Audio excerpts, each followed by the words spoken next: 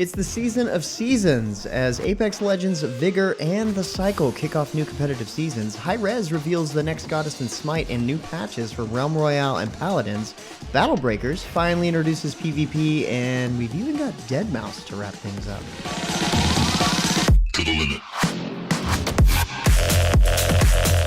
What's good, everyone? James Blonde here with your weekly recap for gaming news and announcements for the week of February 7th, 2020. And starting out, I wanted to thank everyone who takes the time almost each week to ask how my son is doing. He's doing fantastic. He's growing and learning super quick. It's actually hard to believe that he just turned 3 years old a couple of days ago on the 5th. So thanks again, guys, for thinking about us so often. Moving on to the gaming news, Season 4 is now live for Apex Legends, and there's a lot of changes to go over. First up is the deadly new legend, Revenant, who definitely has a General Grievous vibe going on. I like it. Revenant's passive lets him move faster and crouch walk and scale walls higher than normal, but his ultimate, Death Totem, protects players from death, returning them to the totem with limited health. There's also a few major changes to the game map, with a new planet harvester located prominently in the center of World's Edge, a fissure going through Capital City, splitting it into two separate zones that also has a functioning updraft, and the small survey camp, which includes weapon racks with guaranteed weapon spawns. And then there's the Sentinel, a bolt-action sniper rifle which can use its shield battery to energize its shots to deal massive damage to shields. All that kicks off Ranked Series 3, so it's without a doubt an exciting time to play this competitive shooter. On a slightly similar note, Xbox One exclusive Vigor also kicked off a new season this week. Say goodbye to Preppers and welcome the Hunters season. One key addition in this season is the crossbow weapon and the return of the Mosin Nag-On rifle. Two new tools, the Fake Glint and the Portable Signal Detector, are also added in this season, along with a camouflaged hunter uniform.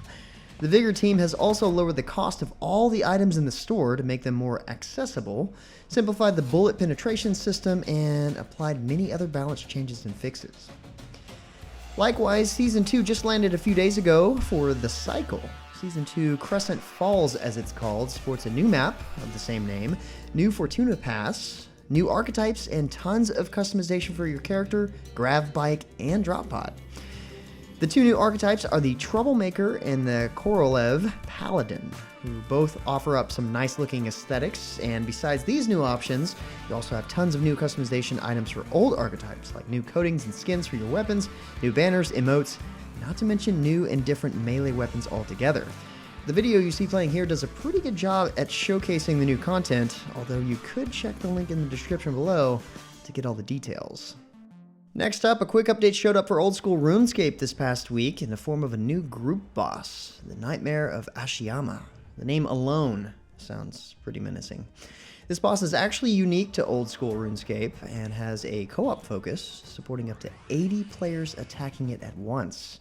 Now, this might sound like a pushover with that many players, but it actually scales in power the more that join the fight, so it's gonna be tough either way. Good luck. Hi-Rez Studios dropped a bunch of update news on us this past week, so let's take a review. In Realm Royale, the Deviled Eggs update is live. This patch has changed daily quests to grant free crowns, making it easier to earn currency to spend in the game's shop. Speaking of the game's shop, it now features the Fallen Bundle, which includes the Fallen Assassin, Corrupted Crimson Mount, and Little Devil Chicken. That one's fun to say. The patch also introduces rotating weekly events, which can have special rules and limitations to lead to some interesting matches. The Paladins teams revealed the patch notes and key features of the Sands of Time update. One of the key parts of this update is a visual rework of the map Frog Isle, now featuring higher fidelity graphics and, more importantly, a lot of frogs. Another new feature is the Death card, which will pop up and taunt your enemies when you kill them. The team has also decided to get rid of the kill cam and top play altogether. Despite having good value for the game, the team cites that they cost thousands of developer hours due to constant bugs, some of which can't be fixed without a complete rebuild. Instead, the team is going to focus on the core gameplay experience, so don't expect these to return anytime soon. There's a lot of balance changes and tweaks in this patch, so make sure to find the full details in the description of this video. And finally, Smite's next god, or goddess, has been revealed, the Chinese warrior Mulan.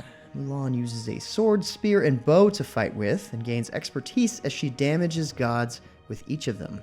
That expertise further powers her abilities, and Mulan can also grapple her enemies. And her ultimate is a powerful attack that dashes, roots, and knocks up her target. Mulan's scheduled to release on February 25th, so you have a little time to get down to business and defeat the Huns. Just around the corner is Echoes of a Fallen Star, patch 5.2 for Final Fantasy XIV, bringing in a new raid dungeon called Eden's Verse and a new dungeon called Anamnesis Aniter, which is apparently a reference to another dungeon of a similar name, which makes sense naming it that. Among the patch's all-new content are new scenario quests, which will set players towards a conclusion of the Shadowbringers story path.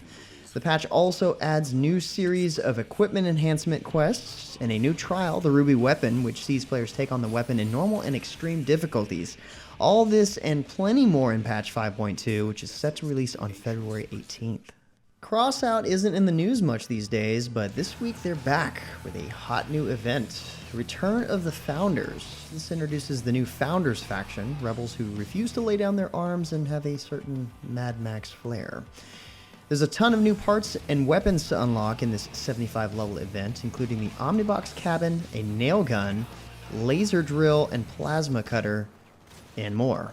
Thankfully, the event lasts until April 23rd, and you'll get to keep access to the blueprints for anything you unlock, so you'll have plenty of time to work on collecting some badass gear. Epic Games is nudging its long-delayed Battle Breakers back into the spotlight with a new update for February that finally introduces PvP. Yes, finally, after beating Stage 2-1, players can duel each other in asynchronous PvP.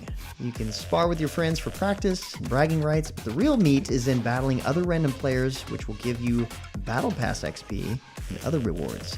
To go alongside this, the game's added a new Dark Generals Battle Pass, so it's time to train up your team and head into the arena. And finally, if you're looking for something new and free to do this weekend, why not try out the newly released Ghosts and DJs? This indie platformer, which takes its name and gameplay from the classic Ghosts and Goblins, features music from both its creator, Dr. Kucho, and the well-known musician Deadmau5. It's a relatively small game with 3 stages plus a final boss, but it has a lot of tongue-in-cheek humor and satire, great music, and again, it's free.